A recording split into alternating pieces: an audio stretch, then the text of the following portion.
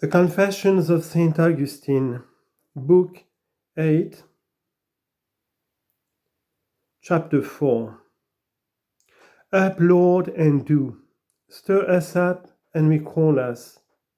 Kindle and draw us. Inflame, grow sweet unto us. Let us now love, let us run.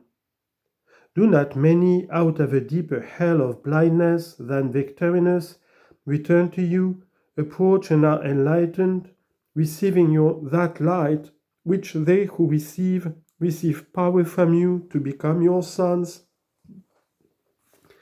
But if they be less known to the nations, even they that know them, joy less for them.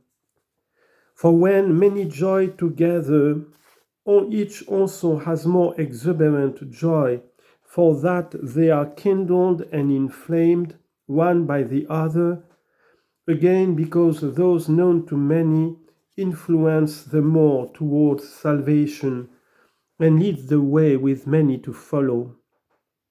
And therefore do they also who preceded them much rejoice in them, because they rejoice not in them alone. For far be it that in your tabernacle the persons of the rich should be accepted before the poor, or the noble before the ignoble, seeing rather that you have chosen the weak things of the world to confound the strong, and the base things of this world, and the things despised have you chosen, and those things which are not, that you might bring to naught things that are. And yet even that least of your apostles, by whose tongue you shoot forth these words, when through his warfare Paulus the proconsul, his pride conquered, was made to pass under the easy yoke of your Christ, and became a provincial of the great king. He also, for his former name Saul, was pleased to be called Paul, in testimony of so great a victory.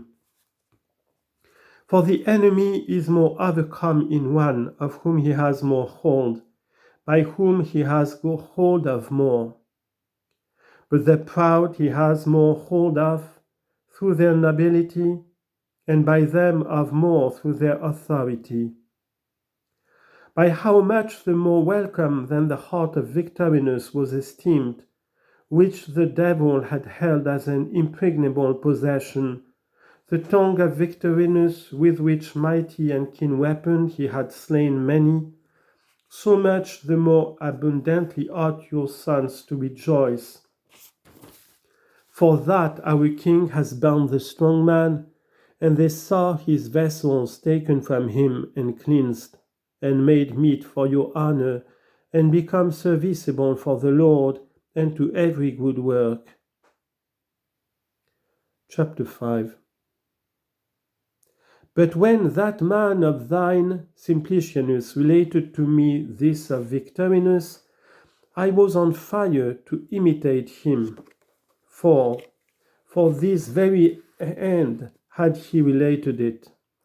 And when he had subjoined also how in the days of the Emperor Julian a law was made, whereby Christians were forbidden to teach the liberal sciences or oratory, and how he, obeying this law, chose rather to give over the wordy school than your word, by which you make eloquent the tongues of the dumb. He seemed to me not more resolute than blessed, in having thus found opportunity to wait on you only. Which thing I was sighing, for, bound as I was, not with another's irons, but by my own iron will. My will the enemy held, and thence had made a chain for me, and bound me. For of a forward will was a lust made, and a lust served became custom, and custom not resisted became necessity.